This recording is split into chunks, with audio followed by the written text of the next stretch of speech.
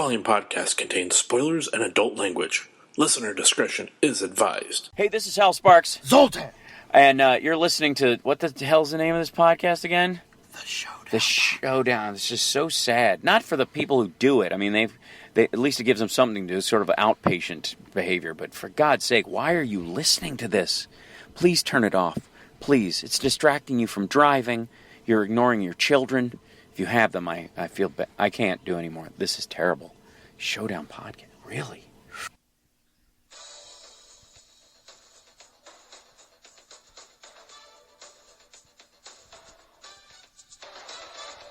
The Showdown Podcast presents the Survivor Series with Vic Miller and Corey Miller. This week's episode, Die Hard.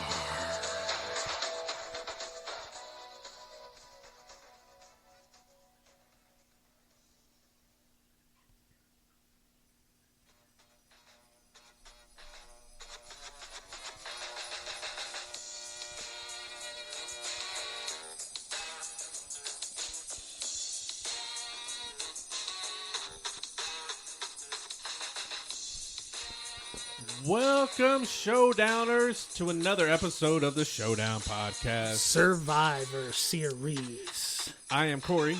I'm Vic. And we are the Miller Times. Oh, wait, this is that's the wrong episode. This is the Showdown Podcast. Yeah, that's right. We're scot-free. We are Brad Scott-free. But we are still the Showdown Podcast.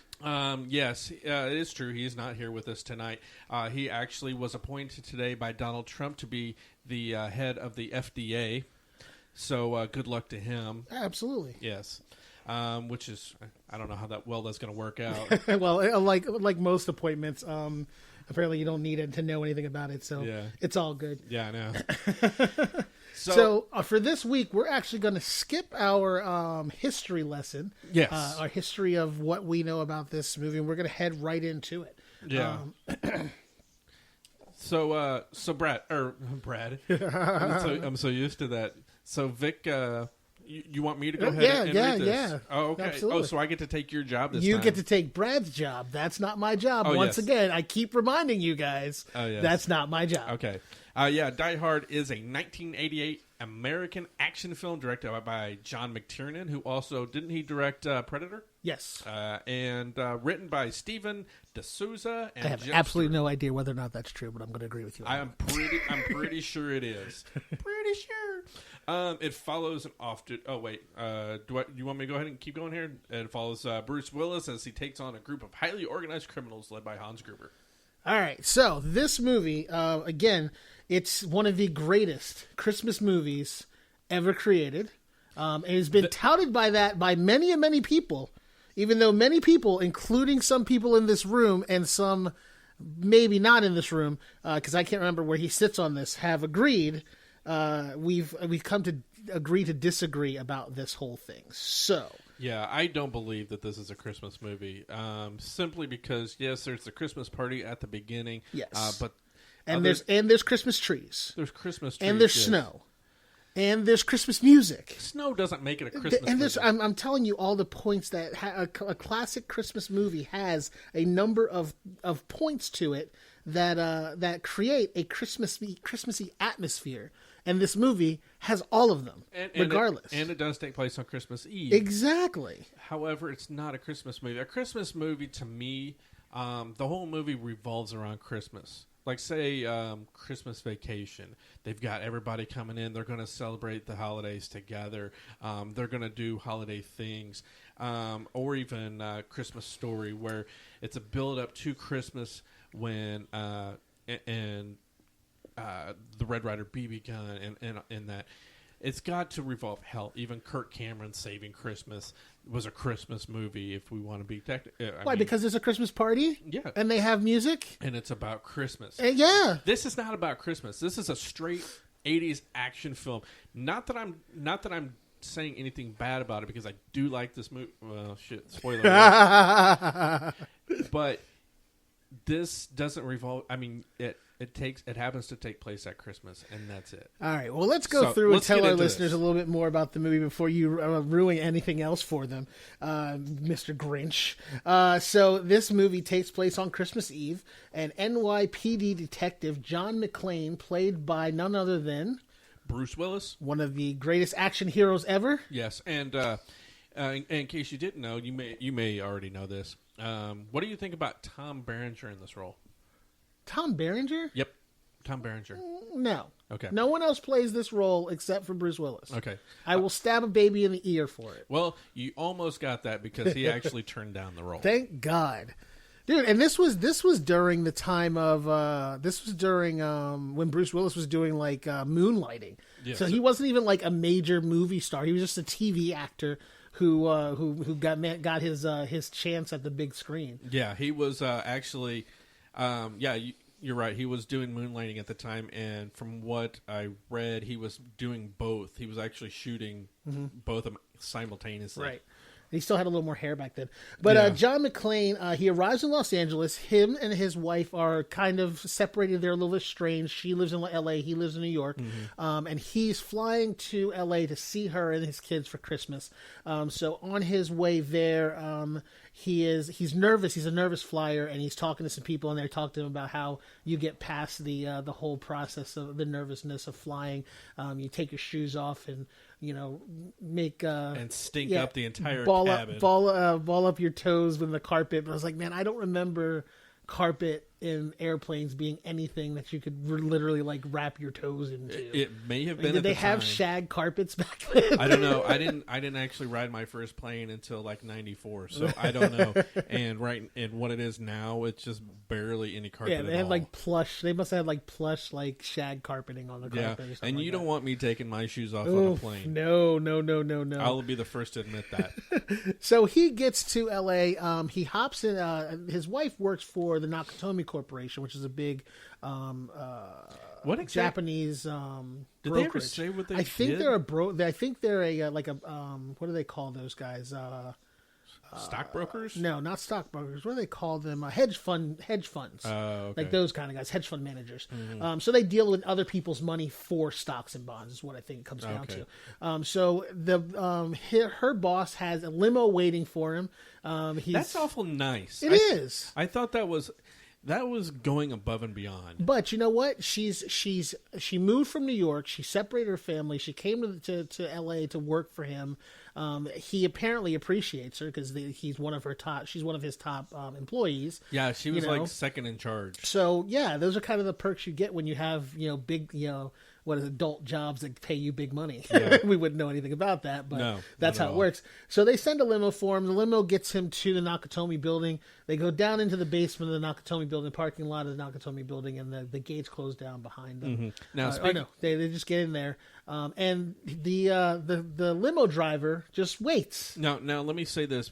There's two things I want to talk about here. First of all, the limo driver, was that Jaden Smith? No, it looked just like him. He would not. He wasn't even thought of then. No, I'm aware. He would have been like a gleam in Will Smith's eye. I don't even know that Jada and him were together at that point. I'm really aware of that. I'm trying. I understand. I'm taking place of Brad, I understand. Have the bad and jokes. I'm busting your ass because of it. Either way. No, but the Nakatomi building, that was actually 20th Century Fox's building. Oh, really? Yes, and they leased it to themselves for the movie. They leased it to themselves for the movie. Yeah, which I guess all in all is basically tax write-off for them. Well, when it's all said and done, yeah. If they're not making any money, yeah, because they're just paying themselves is what they're doing. Nice.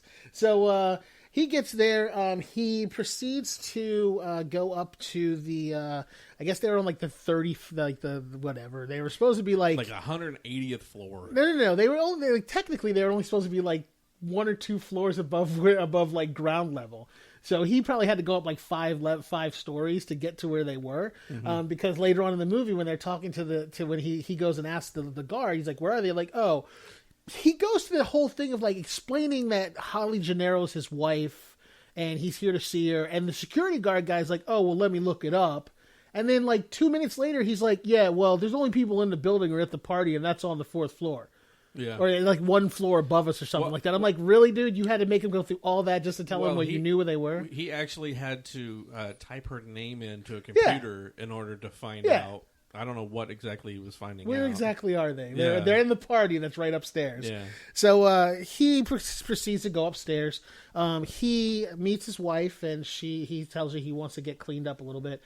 So he ends up going into what was the jerk's name? Wallace or something? I don't know, like that? but it's a good thing he had a shower and a bathroom in his office. Well, yeah, rich people. That's a thing for the people like them that Is live. it? Yeah. Like big time like business people have like full scale bathrooms and all that stuff in there. So you can tell that I've never been in one. I'm like the You've mail been room. slumming it the whole time. I'm on the mailroom floor level of these corporations. They see you coming like, no, you have to stay down here. Yeah, You're not allowed past the lobby. My access card only gets me up so far in the elevator. So he goes in. He takes off his shoes, his socks, his shirt.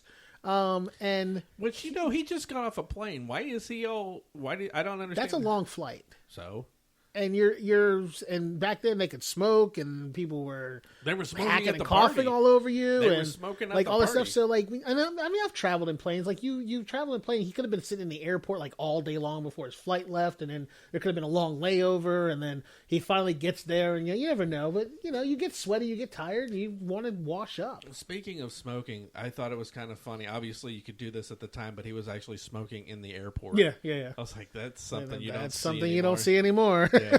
The only place I don't know if you can do it is in Colorado. They actually have, I think it's on, I want to say like the 4th floor of the Denver airport. You can go up there and they've got a bar where you can go in there and smoke. But that's nothing compared to what he was doing. It was just out in the open, no big deal. I was like, wow, you don't see that often, or you don't see that anymore. Hell, here you can't even do it outside. Yeah. It's You got to be 150 feet away from any entrance. Not here. You can't even do it on the property. Yeah, they run announcements. They say there's no smoking on the grounds at all. Of course, I've broken that. So. Go figure. Yeah. So as he's getting freshened up, he closes the door, and as Holly goes back to check on the party, they are interrupted by none other than Hans Gruber, the German terrorist. He's not a terrorist. Yeah, well, as far as anyone knows, he's a terrorist. Yeah, I know. So he gets there, and he's got a whole team of guys with him, and they're all supposed to be whatever. They're all supposed Carl, to be German. Franco, Tony, Theo, Alexander, Marco, Christoph, Eddie, Yuli. They had names? Hendrik, France, and James. Yeah, there was a whole group of them. Yuli, by the way, I think that was the Asian guy that was down in the on the first floor eating candy bars. Yeah. Okay, that guy is in everything. Yes. Everything. That is what I was just going to say. No matter what I've seen in the 80s, if they had a bad guy, he was it. He Like, was in whenever they were like, we need a random bad guy to carry a gun and be, and look bad, he was there. He was actually in a show or a movie that we had on here previously. He was in Big Trouble in Little China. Right, yep. But it was funny because I was watching it, and I was watching it with a friend of mine, friend of the show, Corey, Stevie. And Stevie, the silent wonder. The silent wonder, yeah. But he was like, that dude was in everything back in the 80s. And I pulled up his IMDb. I was like, he was in A-Team. And I was naming off all these TV shows. He's like, I remember those. He's got like a 20-mile long, like, appearances record, and all of them are just bit extra parts. Yeah. And a lot of them, he didn't even have a name, or he wasn't even credited. Yeah. It just says he's uncredited. It's ridiculous. So they seize control of the tower, and they're looking for Mr. Nakatomi, and they want to know where he is because they want to get into his vault to get to his like $16 billion in bearer bonds. However, is that a real thing? Bearer bonds? Yeah. Oh, okay. yeah. I don't know shit about that. You're showing your colors, sir. Yeah. So they start questioning like who is Mr. Nakatomi, Like, there's like really only one Asian guy Yeah. in that whole place. Let's narrow it down. You got a bunch of white people and that guy. On top of that, he's like listing off like where he went to school, what he ate for breakfast that day. Like, he knows all this information about this dude, yet has no idea what he looks like. Where's Mr. Like, Nakatomi? The dossier he has, that's pretty good. The dossier he has didn't have a picture. It's just like, there was a clip, but somebody lost the picture. His picture, his picture had like the outline of a head and a question mark where the face would be, and it's just blanked out. So he didn't have any idea. But I'll say this too about Alan Rickman, who plays Hans Gruber. At this time, and especially when this movie came out, he looked like a friend of mine's dad, legit. So we always kind of called him his dad Hans Gruber, or called Hans Gruber his dad. So that was kind of funny. But yes, he looked just like me. That's my Hans Gruber. You're gonna have to use that from now on. Brad will be proud of you. Yeah, yeah. So while all this is going on, they finally get a hold of Mr. Nakatomi, and they pull him into the boardroom, and they're questioning him, and they want the information on how to get into the vault, yada yada. And he won't tell them, so they kill him. Yeah, he says that he doesn't know. He can't. Yeah. He doesn't know that information. He can't access it. So they and he's like, fine, then we'll just blow your head off. If you can't tell me, I'll just kill you. Now that's turning into somebody else. I'm not sure who that is, but yeah, anyway. I'll quit. Wow. So, okay, so you know that there's a tortoise that can do that just as good as you can, right? Have you seen that thing on Facebook? I've heard about it. Yeah. I gotta find it for you. So McClane is watching all this stuff go down. My job. Yeah, McClane's watching all this go down, and he kind of gives away, and he tips off the bad guys is there, and he gets chased down by one of the bad guys. And one of the bad guys that happens to be the brother of the right-hand man to Hans Gruber.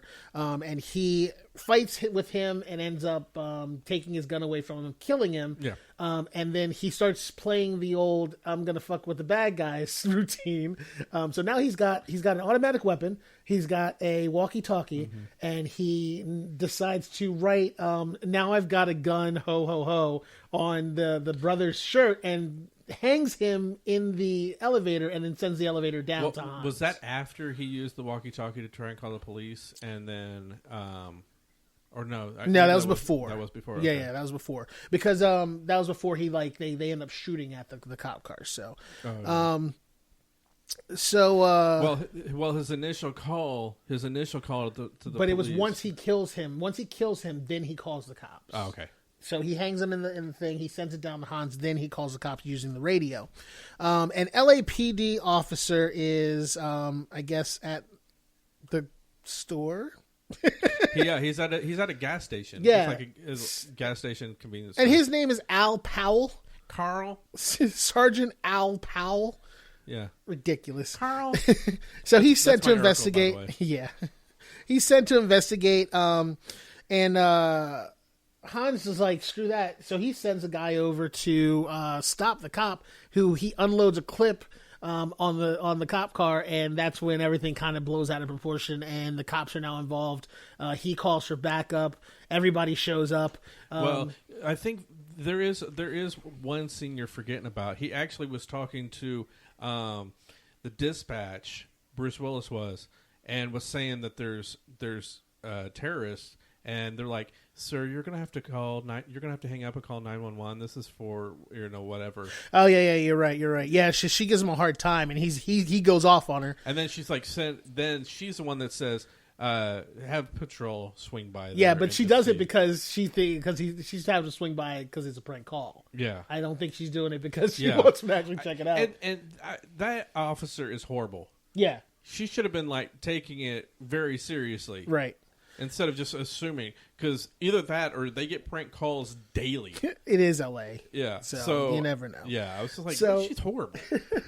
He goes and checks it out. He gets to Nakatomi building. He ends up going up to the thing. Now, the Nakatomi crew had basically killed all the security guards, and they had taken over. They'd taken their position. So one of the guys was down there acting like he was the security guard. So he goes down and talks to him, and talks to Carl for a minute. And he basically convinces him that nothing's going on, everything's fine. And he leaves. Well, there's something else that's going on too that you hadn't mentioned. The one black guy in the movie is actually in charge of trying to. Yeah, he's their computer specialist. Yeah, he's their computer specialist, trying to bring down all of the security things in order to get into the room where the bearer bonds are. Right. So he's trying to crack. He's trying to get into the safe. Oh, I'm sorry. There's two black guys. I forgot about the limo driver. Yeah, there's two of them in the movie. Yeah. Well, there's a couple people in the actual party that are black too. Oh, right. I know you weren't looking for that, No, but well, they were there. They must have been the way background. So, he's basically trying to break into the safe, and they have now. Once Carl starts to leave, McClane looks out the window. He's like, "Son of a bitch! Why is this guy leaving?" And at that point, one of the other guys gets to where McClane is and starts shooting at him, and he gets under a table and starts crawling under the table, and the guy gets on the table and starts shooting at him instead of bending down and shooting him. These guys weren't the brightest bulbs in the. They make room. stormtroopers look like crack shots, is what happens. Yes, I'm going back to Star Wars. Yeah, but that's going to be a real they make them look like crack shots, marksmen, like grade A marksmen. So he's shooting through the table. McClane is inching his way back until he finally just unloads a clip through the table, and he hits the guy every time. because McClane is not a stormtrooper. That's right. So he sees that Carl is leaving and is like, what the hell? He shoots out the window and throws the guy's body at the cop car, which it lands on the car. He flips out. And when he sees what's actually going on, that causes him to back the hell out of there. He runs his car off of the drain. Yeah, I had actually stepped out of the room for a second. When I came back in, I was like, "What? I'm not even going to rewind it to see what happened," but because I don't remember that part. So we've got two bad guys down at this point. Yes. So LAPD shows up. They surround the building. The guy who plays what's the guy that plays the police negotiator guy? He's in everything too. Yes, and he always plays like the lieutenant or the authority figure for whatever the hell's going on, and everybody always hates him. He was the principal in Breakfast Club. Yes. You want the horns. And now I can't even remember his name. I just heard his name today on another podcast, but now his name is escaping me. But as a negotiator, he's horrible. Yeah. He's like, just send in those guys up there. Just send them in. That's not how you negotiate with terrorists. I've never been a negotiator, but I could probably get nominated as one by Trump. But I'm pretty sure that's not what you do. Well, in the interim, while all this is going on, now McClane not only he had a automatic machine gun, he has the radio, but now he has their C4 and their detonators. Mm-hmm. So these guys are losing shit left and right. Well, they're losing to him left and right. He's got one block of C4. Well, he thinks he's got it all. He's got their C4 and he has all of their detonators. Yeah. He has the detonators. Without the C4 is literally Play-Doh without a detonator. Mm-hmm. So, I mean, either way, he's still winning. Winning. Exactly. The idiot negotiator decides, I'm going to send in the SWAT.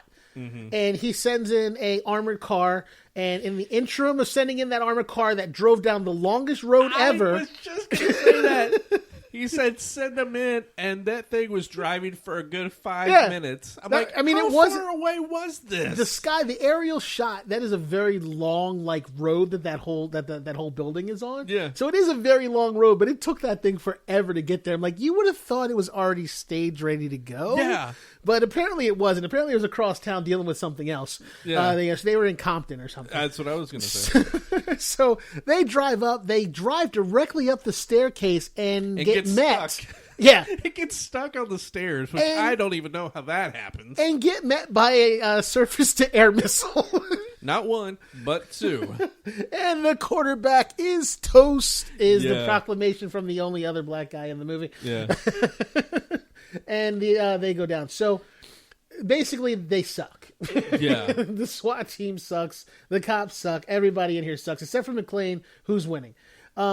So because he's giving Han such a hard time, and because the dude that works with his wife is a massive jaghole. Yeah, he big decides, I'm big shit. I'm going to negotiate this for you. I'm going to get McClane for you so you can let us all go because nobody else has to die. Yeah. And I'm thinking, I want this dude to die. Yeah. The minute he started talking, I was like, please kill him. This dude was a jack-off from the moment we met him. Yeah. Oh, yeah. So he, coke snorting jack-off at that. Well, it was the 80s. Yeah, that's true. But he was in Holly's office doing coke, right? Instead of when McClane showed up, he was in Holly's office doing coke. Instead of using the private bathroom or like another office or somewhere else where there wasn't anybody else going to be, and he knew McClane was coming. Yeah. So he decided, I'm just going to sit here and do coke right in front of a cop. Yeah. So, not the brightest either. A lot of dumb people in this movie, apparently. Well, yeah. So he decides he's going to talk to, since Nakatomi's dead, and he thinks he's the next man in charge, and he knows that he's not. He knows that Holly is the next in charge, but he's the next man in charge. Yeah. He decides to take it upon himself to try and negotiate. He kicks his feet up and starts talking to McClane, and tries to talk him, and Hans basically says, okay, go ahead and try to get him to do it. He starts talking to McClane and oh, come on, man, let's do the blah, blah, blah, and tries to get him to come in. Meanwhile, McClane's sitting there like, crap, he's with Holly, and we see that they're in her office. Hans is sitting there like right next to the pictures of her family, which luckily, I don't remember why, but why did she put that down? She turned it down. I think she must have. I didn't see that part, but I would imagine she did it because she didn't want Hans recognizing him. Yeah, but he hasn't seen him yet, though. Right. I don't know when she did it, but I don't know why she did it either because they don't know what he looks like except for dumbass. Yeah, who hasn't said anything yet. So. At least he didn't do that. Yeah, I don't know. Maybe she thought that Bruce might try and sneak into the party, and that might tip him off. I don't really know. I guess now that I think about it, it doesn't make a lot of sense. But whatever. So, basically, Hans' group is failing left and right. He's sending guys after McClane. They're getting blown away left and right. He's losing all his guys, so he's like, fine, if you want something done right, do it yourself. So he goes after McClane. Don't forget, he shot the jackhole. Yes. Yeah. Well, he did.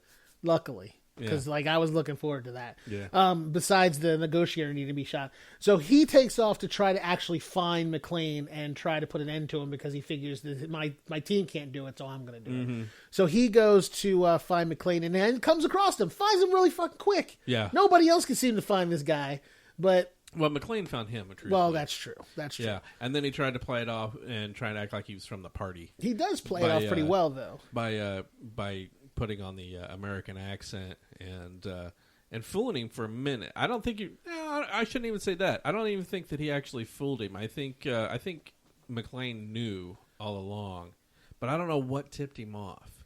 I'm not sure either. I couldn't because he gave him the gun with no bullets in it. Yeah, but when did he take the bullets out? Oh no! He found that gun. He didn't have any bullets in the first place. Oh, okay. That gun was empty because when he found it, he was going to use it. It was empty. Well, even better yet, he pretended to trust the guy and gave him a gun, knowing that there was no bullets in it. I believe that he knew that it wasn't. I think that he gave the guy the gun to calm him down. I think he was like, "Oh my God, don't kill me! You're one of them." Blah blah blah. He pulled that whole using the slight American accent. Yeah. And then gave him the gun, and then he was just like, "Look, calm the hell down. Here's a gun. Something happens, at least you're protected." Mm-hmm. And then when he realized when he heard the hammer cock and he was about to shoot him, he's like, "Yep, I should have known." I don't think he really knew. I think he kind of had an idea something may be up because there was one guy that had got away from the whole thing, so I'm sure he was a little nervous there. Yeah. But I think that when it comes down to it, he wasn't quite sure until that confirmed it. But I think he kind of had an inkling. I just don't think he knew that it was him. The interesting thing about that scene, I think from what I read, that was actually the first time the two of them acted in the scene together. Same scene. Yeah, and it was because they found out that Alan Rickman could do an American accent, so okay, so they kind of changed it up. From what I understand, a lot of the movie, I was thinking that it said that it was improvised. Well, I mean, it was Rickman's first movie. Like that's listed as his first film, if I remember correctly. So I mean, it could have been that they didn't know, they had no idea. But one of the things that we did kind of glance over is Alan Rickman and Bruce Willis's characters have quite a long conversation prior to the whole thing prior to him meeting each other. So with that, I think that may have a key to him kind of knowing who he was. And this is actually considered one of the most remembered scene in a movie. Radio silence until further. I'm very sorry, Hans. I didn't get that message. Maybe you should have put it on the bulletin board. I figured since I waxed Tony and Marco and his friend here, I figured you and Carl and Franco might be a little lonely, so I wanted to give you a call. How does he know so much about this? This is very kind of you. I assume you are our mysterious party crasher. You are most troublesome for a security guard. Sorry, Hans, wrong guess. Would you like to go for double jeopardy where the scores can really change?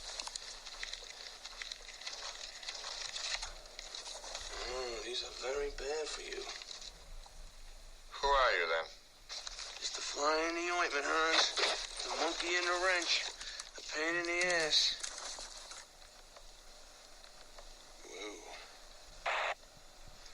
Check on all the others. Don't use the radio. See if he's lying about Marco and find out if anyone else is missing. That's bad management, Hans. Mr. Mystery Guest. Are you still there? Yeah, I'm still here. Unless you want to open the front door for me. I'm afraid not. Would have been smart for him You to have just me let at him a out. loss. You know my name, but who are you? Just another American who saw too many movies as a child. Another orphan of a bankrupt culture who thinks he's John Wayne, Rambo, Marshall Dillon. I was always kind of partial to Roy Rogers, actually. Here it comes. Really like those sequin shirts. Do you really think you have a chance against us, Mr. Cowboy? It's a stupid question because he's killed half his crew already. Yippee-ki-yay, motherfucker. Yippee-ki-yay, motherfucker is probably one of the most quoted lines of the night or late 80s, early 90s. Mm-hmm. Every kid out there used it, I think. I know I used it. Everyone I knew used it. It was a big thing. And it all started with this one movie. The other thing that that's interesting, too, is if you heard him talk about, oh, that's bad for you, he found their cigarettes. Mm-hmm. That became a trope for all of his movies. Who, Bruce Willis? Yeah. So in this one, he finds the cigarettes, figures out a clue as to who they are through that. Then he does it with the aspirin in I think it was a third one with Samuel L. Jackson. Mm-hmm. He does it with the aspirin. Every one of his movies, he finds one little thing that is the aha moment for him to figure out who they are and what they're doing. And it became a trope for all of his movies. So what you're saying is it's a bit of a stretch. In most of those. There you go. Yeah. It had to happen at some point, folks. Yeah. I was gonna say I was partially right on the improvisation. The scene when they finally do meet each other. Right. That was a scene that was all improvised because they wanted the feeling of kind of, I don't know, weirdness or uncomfortableness or whatever. So yeah, that was. So, yeah, like I said, after that, he ends up meeting Hans, because Hans actually goes up to check on the explosives to make sure that they're rigged properly, and see if he had actually taken all of their explosives, because that's what he told him he had done. So while he's doing that, he runs into, or say McClane runs into him, and they have that exchange, and then he ends up trying to shoot McClane, which then proves that he's Gruber. Mm-hmm. And McClane gets ready to walk. Oh no, definitely don't. He gets ready to get into it with him, and that's when all of his German stormtroopers show up and badly start shooting at McClane, and again end up not hitting him. Now here's a funny bit of trivia. Only a couple of the actors who played the German terrorists were actually German, and only a couple more could speak broken German. Yeah. And actually, Bruce Willis was more German than most of those Germans because he was born in Germany. So go figure that one out. So Gruber wants them to. He gives them their demands. When they fired the rocket at the armored car, they realized that they were out of their league, so they called the FBI in. The FBI show up and they start asking what they want. He starts telling them, hey, my demands are this. He wanted a helicopter. The FBI are like, yeah, we'll give him a helicopter and we'll bring in a couple gunships to blow him away when they get in the helicopter. The FBI going overboard. Mm-hmm. Well, at least the FBI tried to negotiate, unlike the actual negotiator. Yeah. So they go through the whole process. He tries to, in another big scene, the helicopter is flying in and they end up shooting it down. Now we didn't mention who was playing the FBI guys. One of the FBI guys was Robert Davi, who was in the Goonies. He was one of the brothers. Chunk's brothers? No. Not Chunk. God, now I can't remember their names, and I just watched the movie last weekend. The one that escaped from jail at the beginning of the movie. That was him, and I was thinking there was somebody else that was in there too. Oh yeah, they played. His last name was Johnson, and his partner was named Johnson, and they said no relation. Yeah, which is a joke that I forgot to use at the beginning of this episode. I'm Corey Miller. I'm Victor Miller. No relation. No relation. I think I've used that joke before and I got shit for it. Well, we're not going to now. It's going to be a callback. So those actually listening will get the joke. Right. So McClane, what the hell is his name? Who? The reporter. Oh, that's a recurring dickhead in the show. That's I want to say his name begins with an A, but he was in Ghostbusters. Yeah, so he's a returner. Yeah. On the Showdown. So the reporter, is always looking for a story, obviously, and finds out what's going on. And he ends up finding out that McClane's wife is one of the hostages and reports on it. And that report gets her grabbed by Goober. By Gruber, who uses him as a hostage to try to get McClane to comply with what he wants. William Atherton is his name. That's the guy that played the reporter. Okay. Oh, and it was Paul Gleason who was playing the negotiator. Okay. So they tell the hostage to go up to the roof because they've got the FBI helicopter supposed to be coming, so they're going to use the hostage as cover and as a distraction, because what they're actually planning on doing is driving out of the place with the ambulance, with an ambulance, which, mind you, that they all came in that truck, right? Yes. And that ambulance came out of that truck. Yes. That truck did not look that big. No. Where the freak were all those people? Yeah. Because that truck was it was in backwards. It backed in because it drove directly out. Yeah, it did. Where were all those people at? Not a clue. They were inside the ambulance that was inside the truck. But they didn't get out the front. They all got out the back. Yeah, no. So that truck just didn't look that big. But Techno Nerd drives the truck out of the back of the truck that it was in. And Jaden Smith sees it. Yeah, Jaden Smith sees it and goes, he thinks I'm going to be a hero. Who we didn't say this. He had been in the limo the entire time and was watching the news and saw the report and is freaking out. But he was listening to music so loud he didn't hear any of the gunfire, anything else that was going on prior to that. No. So it was until he saw until he saw the story on TV, that's when he was like, oh crap. Yeah. So he sees what's going on. He actually rams his limo into the ambulance, and to stop them from having a way of escaping. Which they really don't do anything else past that. Well, he punches out the other dude, and I guess he died? No! Didn't he drive him out of there? He was there at the end. Was he there at the end? Yeah. I must not have seen him. So, Gruber. I keep wanting to say Goober. I don't know why that keeps coming out, but Gruber takes all the hostages up to the roof. MacGruber! Stop it. He takes all the hostages up to the roof to distract everybody. FBI brings the helicopter in. Meanwhile, he takes Holly hostage. McClane kills another group of his guys. Because at this point, MacGruber has already figured out that Holly is McClane's wife. Because of the news story. Well, and then that's when he picks up the picture and looks at it and then puts two and two together. Finally. Yeah. So, with everything going on, McClane's realizes I need to get these people off the roof, so he orders them all go down. The helicopter crashes during the gunfight with what's left of his group, and our favorite bad guy gets killed finally. They destroy the helicopter, the roof, and the helicopters. The roof blows up and it destroys the helicopter. That's what it was. He's still on the roof. And he's like, crap, what the hell am I going to do? So he ties a fire hose around his waist and jumps off the roof. Now, not the best I'm not idea. real familiar with high-rise buildings, but are there generally hoses on the roof? Yeah, I'd probably say there would be. I mean, there's a helicopter that has to land up there. If something happens, helicopter catches on fire or something, they probably need to have... I'll give you that. They probably need to have I'm not calling it into question. I've just never been on a roof. Yeah, because you're not allowed past the first floor. Exactly. Yeah, it's above your pay grade. Yeah, exactly. So, Argyle, that's his name, Argyle. I was like, socks. I kept thinking socks. Oh, okay, I know what you're talking about, yeah. Argyle socks. I just prefer to call him James. Which is what it is. So, yeah, Argyle. Ridiculous-ass name. Where do we go from there? So he blows up the roof, jumps off. Ends up swinging into another window several floors down. Well, he shoots it. He shoots it out and then kicks in the window, doesn't he? Yeah, to get in. So, I mean, this whole movie is just full of crazy fucking action-packed antics. Yeah. You can't not love it. Yeah, it's straight 80s action.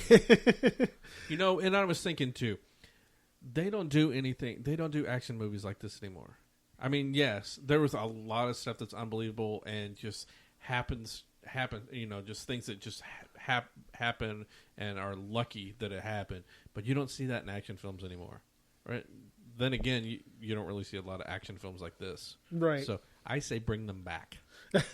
Well, I mean, that's kind of what was it? What's the one that... Expendables? Yeah. The Expendables is bringing back all of the old school action heroes, including Bruce Willis, who basically argued his way out of a job. Yeah. Him and Stallone couldn't get along, but I'm sure that's not a hard thing. He's lazy and greedy. He's greedy and lazy. Oh, Jesus, no. Brad, please come back. Scott-free episode's killing me. Where are we? So he blows up the roof. Gets back in the building. He's trying to save Holly because he knows that Gruber now has her. And he tries. He's like, okay, so he gives up. He tries to save her. He gives up his weapons. He's ready to I guess concede to MacGruber. But little does he know. Yeah. Duct tape saves the day. He's got a gun duct taped to his back. Yeah. Which we posed the question while we were watching it. How did he get the tape on his back like that? Well, he taped it, right? No, okay, I have an answer for this. Oh, have you tried it? He put the tape on the gun, right? Yeah. And then he put it on the floor and he just laid down on it. He laid down on it? And then he got up. Yeah. He's good to go. You think that's how he did it? That's exactly what happened. Don't doubt it. Don't doubt Bruce. Don't doubt him. McClane knows how to get shit Don't done. you say shit about McClane. So he pulls out the cleverly concealed firearm, has his last two bullets in it. He puts one in Gruber and puts one in the other guy, and killing him. Gruber doesn't die right away. No, he ends up falling backwards. Stumbles backwards and falls gloriously out the window. Out a window, and it's hanging by it, but also hanging on to McClane's wife. Right. And finally, I'm trying to remember exactly how they were. It was their watch. Oh, yes, it was holding on to the watch, and then the watch breaks. Yeah. And he unbuckles it. He unbuckles her watch, and he falls to his death. Which is one of the worst CG jobs that I've seen. Well, it's typical 80s CG, but it's funny. It's so bad it's funny. Right. So the end of the movie, and you think, and this is one of the other glorious things about this. This wasn't 80s movies, but it didn't end like an 80s action movie. All the 80s action movie ended with like a still shot of like the hero as he walked away or something happened. That would have been great. Like if this every one of them. So that's what I thought was going to happen. Like that's what you think is going to happen because they, Holly and him walk out of the building together. They see Carl. They see what's his name? Al Pal. They see Al Pal and they're like, "Hey, pal," and he's like, "Hey, buddy," and their friendship is kindled. But right then, Carl, the right hand man of Gruber, comes out pretending to be one of the hostages, covered in a blanket, and gets ready to shoot McClane. And Carl, who previously had explained how he had shot a kid and he didn't like using his gun. Hold on. You're confusing names. Did I say Carl again? Yes. You kept saying Carl. So Carl with a C pulls out his gun, and Carl with a K, who is the bad guy. Was that the bad guy's name? Yeah, for real? his name's Carl. Oh God, Carl with a K. That's why I kept mixing it up. I didn't realize that. Yeah. I'm like, Carl was from Family No, Matters. Carl from Family Matters pulls out his gun, which he said he doesn't like to use it because he had accidentally killed a kid. Yeah. He pulls his gun and kills Carl with a K. Carl with a K, and puts him down and saves McClane's ass. Yeah. And Holly's ass. And then they all walk hand in hand. And no, Argyle busts through the gate with the car, which he could have done God knows when. Mm-hmm. Instead, he just sat down in the basement of the building for whatever reason, waiting. Well, I think he was probably waiting for it to be safe until he knew it was safe to do that. So he gets out and he gets there. What's his face? The dickhead reporter shows up. Yeah, and realizing that this is the asshole that almost caused him to die. You think that McClane's about to deck him, and Holly pulls up and knocks his ass flat, which is good context there. So, and then they get in the car and drive away, and that's how it ends, rather than the freeze frame. And that was the end of the movie and the end of the really bad '80s freeze frame endings.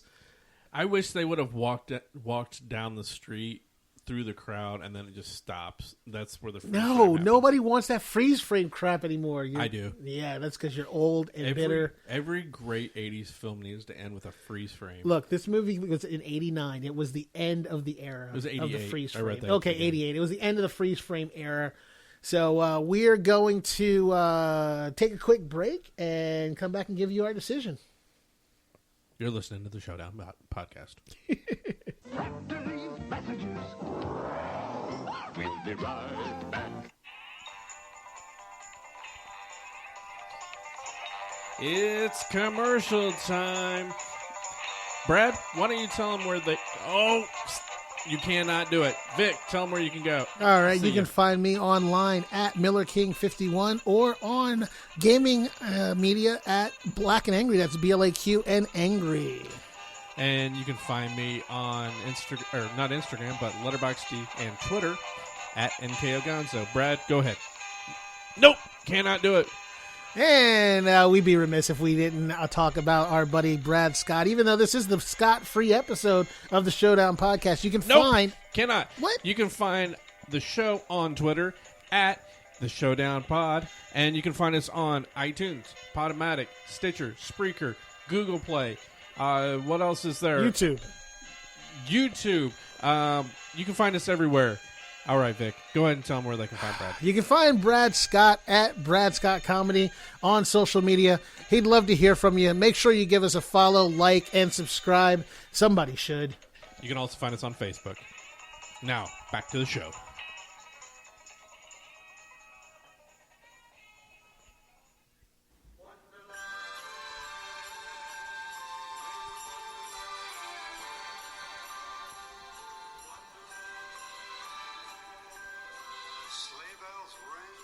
Welcome back to the Showdown Podcast, where it's now time that we look back and we determine what we thought about the movie. Vic, what were your thoughts? Well, my thoughts, as always, is this is the greatest ever Christmas movie ever created. Everyone would agree with me, including the people who went and saw this movie back in '88 that had a budget of $28 million and made $140.8 million. That is a theatrical success. Wow. So the people agree with me that this is a great movie. So it definitely makes it. It doesn't necessarily mean that they agree with you. It just means they went and saw it. Yeah, they enjoyed it. But that is one vote for yes, that it does hold up. Now, Brad's not here, so I guess he doesn't get a vote. So that leaves me. It's my decision to determine whether or not this goes in the Showdown Hall of Fame. This comes down to you? It does. And this never happens because it's always I'm the first one that gets to say, and then I end up getting overruled half the time, and it ends up in there. But I'm going to disagree with you on the fact that it's the best Christmas movie of all time. Okay. I don't think it's a Christmas movie, but I do agree that it does hold up, and yes, it is going in the Hall of Fame.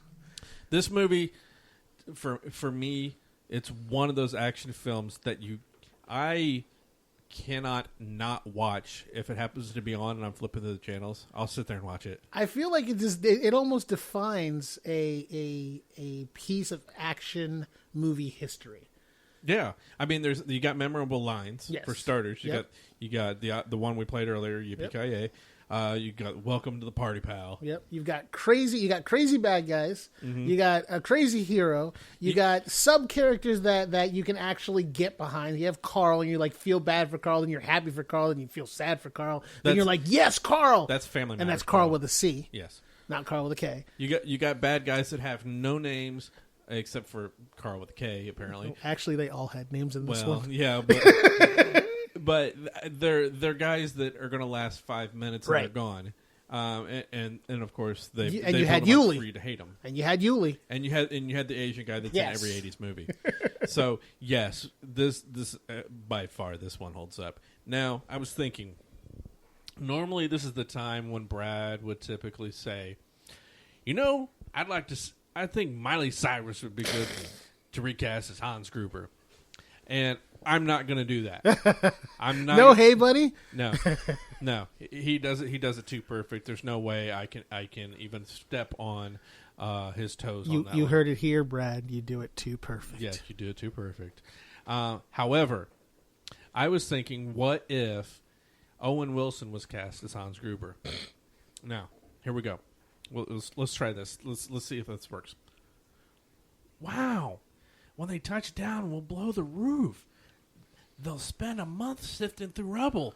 And by the time they figure out what went wrong, they'll be like, wow, we'll be sitting on a beach earning 20%. End scene. I'm not going to say that was terrible. That wasn't terrible. Was it? Okay. No, it wasn't terrible. Okay. I didn't know how they... I don't know how Brad will react to it, but it wasn't terrible. Oh, here. You want me... I'll do another impersonation for you. Uh-oh. This is my impersonation of Brad. That was fucking horrible. And then giving me the Mario death sound effect. That's how that would go down. Actually, I think it would have gone more like this. Well, never mind. Now, see, I'm giving you the Mario death sound. So, now that we've talked about that, this has been an interesting week as far as movie trailers. We've had 3 of them come out that I know that we're at least looking forward to 2 of them. Yeah. I know for myself, the 3rd one, I'm kind of on the fence. There's a 4th one that I've been posting via our Facebook page. You can find us at the Showdown Pod on Facebook. It's for the new Roger Corman Death Race. It's a follow-up to his original Death Race film.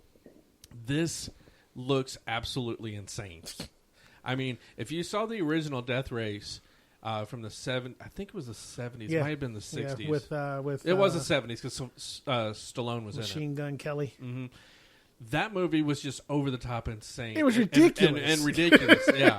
You get points for mowing people down with the cars, and all the cars had they were really bad. Like they were like fiberglass caps on top of car bodies. Yeah. And then, one of them it was literally a Tommy gun with a big knife in the front of it. Yes. Yeah, it was crazy. It's just over the top insane, and you can't. It's one of those movies you can't take. Serious. Yeah. You can take it. It's seriously ridiculous, but yes. You can't take it serious. Yeah. Now this one he's doing a follow up. It's simply called Death Race. It's going to be on Blu-ray and DVD on January 17th. It's actually Death Race 2050 is what they're saying. I am so looking forward to this. All I have seen are some of these. They released a trailer, but then they've actually released some racer videos. Introducing some of the racers, and these things are just they're insane, and it just picks up basically as far on the insane level where the original left off. Right. And I'm so looking forward to it. Also, trailers that have come out this week. There's the new Transformers. Yep, I posted that one. I don't care what anybody says. I don't care how much they don't like it. I don't care how much they have a problem with Abrams. It's Transformers. You mean Michael Bay? Michael Bay, yeah. It's Transformers. I think as long as it's Transformers, I'm in. I think we got a Transformer. That's my marky mark. Yeah, I know. I don't know how much I'm going to like this. Oh, I'm going to like it. I say that I don't know how much I've talked about it on the show, but I am a Transformer fan from way back G1. Right. I mean, and for those that don't know what G1 is, that's the original Transformers cartoon that was Generation 1. I love that. Seeing this, and when the original Transformers came out, I had major boner, to say the least. I was there opening weekend, and just hearing Frank Welker as Optimus Prime saying those opening lines, it gave me goosebumps. Yep, you got chills. And it's doing it right now, actually. But the movie itself was a little hard for me to like, simply because it was so hard to figure out who are the Decepticons, who are the Autobots, because of the design of the CG design of all of them. So it was a bit frustrating.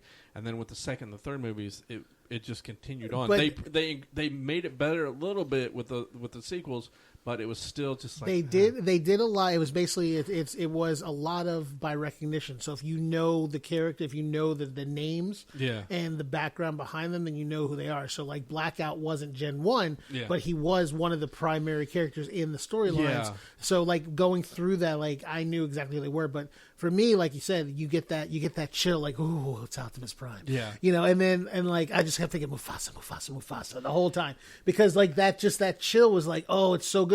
But then like the storyline, like watching the characters, like the storyline wasn't as important to me as actually seeing them brought to life. And that was the main thing for me for that. And that's why I still, even though the stories lack a little bit, I still think the movies themselves and seeing how they articulate and create the actual Transformers, besides those fake Transformers from the last one, that kind of aggravated me. You mean the but racist ones? Yeah. Well, they're just that weird. Oh, like, that was 2 movies. The weird No, that thing. Yeah, that was a whole other situation.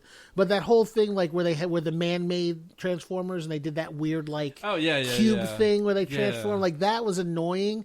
But like seeing Grimlock and Slag and all the Dinobots, like that, like I just let all that go as soon as they popped up. So. Yeah, but and then it was, and even with that was like in the last 15 minutes of the movie. Yeah, but it was still worth seeing. And then this one, you see the drag. You see I can't remember what the Pteranodon's one is, but this one has 2 heads. But like they see, like you saw in the preview and flying up into the thing, like I thought like that was as soon as I saw it, I was like, oh, that's a great, it was like right out of Game of Thrones almost. Yeah, like the lighting and the scene of the imagery for it. Like I'm gonna enjoy it. I don't care what anybody else says. The biggest thing for me with these movies is, because I'm such a G1 fan, there wasn't in the G1. There were humans, but they weren't the main focus. And then the movies, the humans are, but that's because you can't actually budgetarily have just robots. Sure, you can. Like they could not do a live action version of the original cartoon movie. It would cost them $1 billion in budget. Here's the thing: get rid of Marky Mark. That cuts your budget down immensely. Come on! You get somebody else in there instead. Well, you don't even know how long he's in it. You don't even know how long he's in it. Go back to the last movie. You could do the same thing with the last movie. Cut down those. Get different actors in there that cost less. There's part of that. Take the difference in that money wise and put it into the CG. It's still not going to be enough to pay for all the amount of CG that they would need to have all those characters. It would have been so much better. I'm not discounting this trailer, saying that it's going to be bad. I'm not going to say it's going to be good. I'm going to say I'll wait and see. Yeah. I'm not going to hold my breath that it's going to be good, though. All right, so what's your third? The next one we got is The Mummy. starring Tom Cruise. Dude, that mummy looks creepy as shit. Like when her eyes split into the four eyes. Did you notice that? No, I didn't notice So that. when she's standing there and she's looking at them, like she's just got like that elongated eyes, kind of like alien looking eyes, and then out of her eye, like her irises split into 4 of them in that eye socket. It's creepy as hell. Like that alone. That like as soon as I saw it, I was like, "Whoa!" Because I don't like Tom Cruise. Yeah, I in most things. Every once in a while, he'll do a movie that I like. I like Jack Reacher. Top Gun. No, well, yeah, Top Gun's Top Gun's Top Gun. You can take anybody and put them in his position, and that would have still been a good movie. But like watching it, I was like, "Oh, okay, they're doing the Mummy again," and I was like, rebooting the Mummy, really?" But then watching that trailer, I was like, "Yeah, maybe." I'm on the fence with it. Again, it's like Transformers. I'm not going to say this looks bad. Yeah. It's going to be a little different because I think with the last one was more comical. The Mummy and the Mummy Returns, it was a male mummy, right? And now you got a female. So it's going to be a little different. I don't think there's going to be. I think this is going to be more of an action type movie than it's going to be a comedy because like that. There's no way it's going to be a comedy. Yeah. There's going to be it's going to be so much more action packed and probably a little deeper in the story than than the pratfalls and everything else that happens. So. Do you know? I know that Universal is trying to make a big a monster universe with Dracula and the Mummy. Is this part of that? Do you know? I don't know. I don't know if they would go. I mean, honestly, obviously, the Mummy back in the day. Actually, did they call him? Yeah, it was the Mummy. Yeah, it was the Mummy. It was obviously a guy. But I mean, if they're trying, they are. I mean, they have been making new werewolves, that kind of thing. Well, they did Dracula Untold, and they just recently said, nope, that's not going to be part of that. Yeah. So they've already scrapped that idea, at least for the Dracula. So I'm guessing they're going to come out with a new Dracula movie to fix their mistake with that. But I don't know if this is going to be part of that. I don't know. But that Mummy's cool looking. I like her. The final one, the final movie, the big movie. Which one? Guardians of the Galaxy Volume 2. Rogue One. Oh, well, no, I'm not talking about that yet. Guardians of the Galaxy Volume 2. Okay. What did you think of this trailer? So, this is a prior movie for our show. Yes. It was your movie. It was my movie. Did it win? It should have. I don't think it did. But, with that said, it was a good movie. However, the hype about it is, to me, I don't know. That one I'm on the fence on because, again, I've just story-wise, it's not the strongest of stories for me. Like, there's a lot going on. It just doesn't make a whole lot of sense. We don't really know much about I'm interested to see where they go. Well, I do. You don't. I know all about Starjammers and everything else that go on in that universe. Well, but yeah, I'm interested. I'm interested to see where they go with it. If they go certain ways, it can be a really cool storyline. I'm looking forward to it. The trailer doesn't really give you a whole lot of what's going on, which is good. I don't want to know. I'm glad that they went this route. We do know what you don't see in there is we do find out who Star-Lord's dad is. Right. This is not a spoiler because it's been announced. It's Kurt Russell, and he's playing Planet Ego. And I'll be interested to see how this works out and how this is explained. I have every bit of faith in James Gunn to tell that story and be able to make the story sound good. So I'm not saying that this sounds stupid at all, but I'm interested to see how a planet got a woman pregnant. I mean, in the comics, does Ego have a face? Maybe if he does, maybe he used his nose to have sex with her, and she became gigantic. Maybe the planet shrunk down, went up inside her. I don't know, but it's. Yeah, so I'm interested to see what happens. Baby Groot looks freaking adorable, and of course Rocket is hilarious, and I love this the one scene in the trailer that makes me laugh is that I don't know what character this was, but she said that she could tell things about people like their secrets or whatever. Yeah. And she says that Star-Lord, he's in love with somebody, and then Drax figures it out that it's Gamora and starts laughing at him. I thought that was hilarious. I'm so looking forward to this. Yeah, I don't know. This is kind of the weakest for me personally. I feel like the whole Guardians of the Galaxy is probably the weakest out of the Marvel Really? lineup. Yeah, to me it is. Now, mind you, it has one of my favorite bad guys in it. Thanos is one of my favorite bad guys, so that kind of makes me have to deal with it. But it's one of the weaker ones for me. I'm not huge on the whole storyline itself.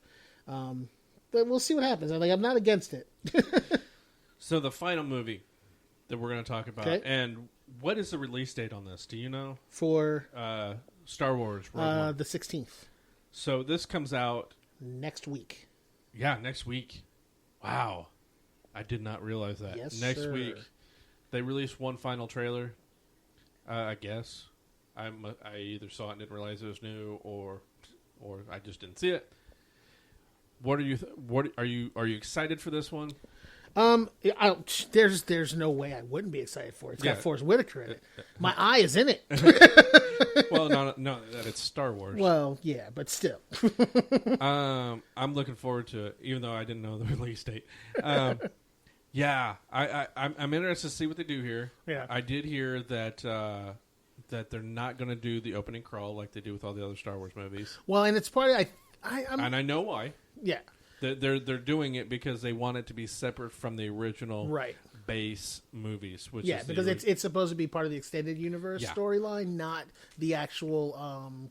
I guess it can't be called the trilogy storyline, but it's the actual numbered storyline. Let's put it that way. The original episodes. Yeah, right. But yeah, they're not going to have that, so that's going to be interesting to see start the movie off. And yeah, I'm really interested to see how this works out. They also had some other announcements as well too recently. We got Donald Glover is going to be in the Han Solo film, Right. and he's going to play Lando Calrissian. Also, Khaleesi from Game of Thrones has been cast in and that she's going to be his love interest. You think that's going to be his? Who? It's going to be Solo? Han's love interest. Okay. You have they haven't leaked there's no script or nobody knows any idea what's going on with Well, that, I mean, right? there's the extended universe has a ton of books and stuff like that. So I mean, technically it's out there, but I haven't heard anything about the script itself now. What I'm hoping is obviously with that we don't know what her role is going to be at all. She's gonna be another. Okay, this is what I see happening. She's gonna be another smuggler that he's involved with, and only because he's trying to get something out of her that she has, and he's gonna end up falling in love with her or something along that line, and she's gonna be the reason why he ends up getting caught by the Empire the first time or something along that lines, and it'll move forward from there, and they'll break up, and there'll be bad blood, and then she'll be the reason why Jabba's after him. That's my call. Now, I don't know if I've mentioned this on the show before, but if I have, oh well, you're hearing it again.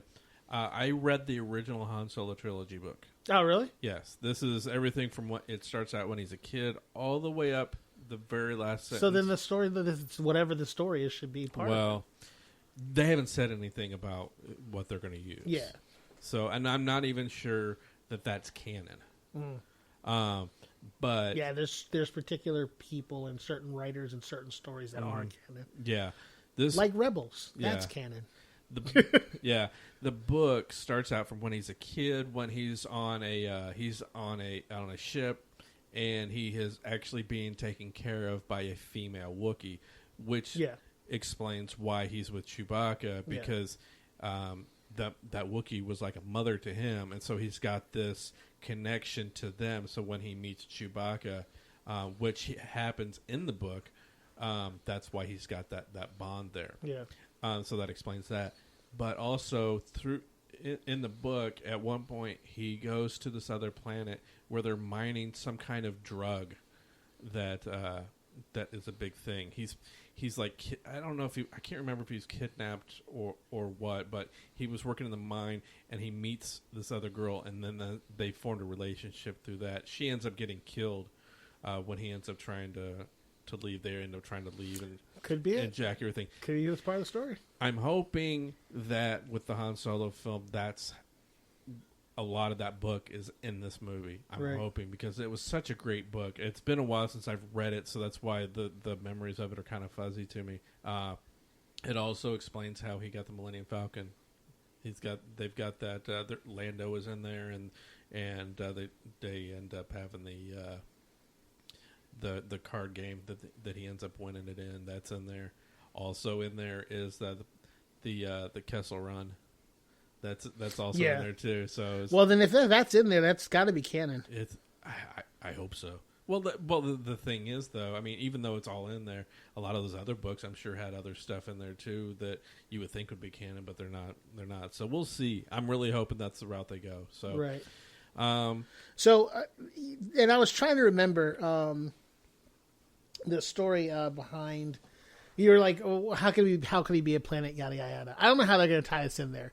Oh, you're going back to Guardians. Yeah. So, and this is the part that kind of irked me, because the actual story of the whole thing is that you ever see Starman? Is that the one with where the alien crashes and falls in love with a girl? They have a baby. Jeff Bridges that's in that? I think so. I think it's been a long ass time. Basically, that's the story of Peter Quill's inception. Not just that story, but basically his father his ship crash lands on Earth. Mm-hmm. He meets whatever his mom's name was. Her actual last name is Quill. He meets her. They fall in love. They have Peter. Uh-huh. He leaves, and to protect his son and his family, he works to fight to make sure no extraterrestrials invade Earth from space. He's a guy, not a planet. That's why I don't understand what the hell they're doing. Because the only story I've ever seen where there's an entire planet that has an existence is in DC, and that's because one of the Lantern Corps things is a planet. It's ridiculous, stupid. Yeah, it's going to be interesting. But like I said, I have total 100% faith in James Gunn. You have more faith than I do, because he's never. What do they call it? What do they call him? What do they call the planet? Planet Ego. Yeah. So now, I'm not in. Which is a Marvel character. Yes, but I'm not in, because that's not his father. Like, it doesn't make sense, like, at all. I think he gave. I want to say he gave an explanation on why he came up with using Ego as his dad, but I don't remember if that. I'm not even necessarily right. Not even sure I'm right about that. But like I said, I'm looking forward to all those movies. Maybe not so much The Mummy, but everything else. Definitely. So if they're using Planet Ego, Thor's the next movie, right? Possibly. I think so. Okay, so Thor's the next movie, and they're using actual Planet Ego, because that's where he came from, was from Thor storylines. Like, Planet Ego is a whole Thor thing. Okay. So if they're pulling him into the existence in order to use him for Thor, maybe, I don't know, but is Guardians coming out after Thor? No. Is that the order? No. I think it's coming out first. Okay. But yeah, it's no, I don't like it. All right. If they're going to do something like that, then they're going to have they got a lot of explaining to do, Lucy. Well, we'll see. A lot of explaining. As we're recording right now, it is Wednesday, and tonight on Jimmy Kimmel, it's actually the premiere of the new trailer for the new Spider-Man Homecoming. So that's going to be something. I'm interested in seeing how that goes. I really enjoyed the Spider-Man character in Civil War, so I think this is going to be a fun film. Yeah. One other last thing before we go. Have you seen Doctor Strange yet? I have not seen Doctor Strange yet. You have not yet. seen it. I have not had a chance to go out and see it yet. Okay. I liked it. I thought it was fun.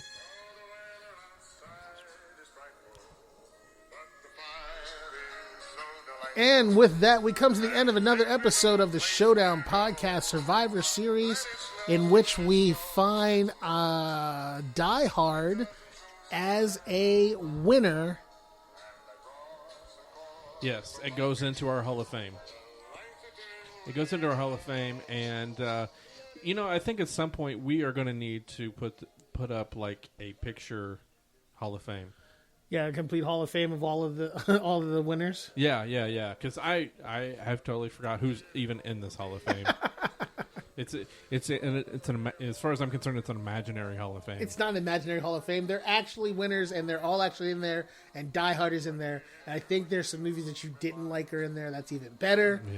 Yeah, there are. I know. So, on behalf of Vic Miller and Corey Miller, no relation, and the Invisible Brad, and for our Scott-free episode, we thank you for listening. Be sure to rate and give us a review on iTunes. We would really appreciate it. And tell your friends about us. We're fun. We're fun to be around. Fun to listen to. And remember, you could not hear that, but good. Thanks for trying. Anyhow, next week we will have we have two more Christmas episodes left. Next week is Gremlins. So with that, we will talk to you next week. Thanks for listening.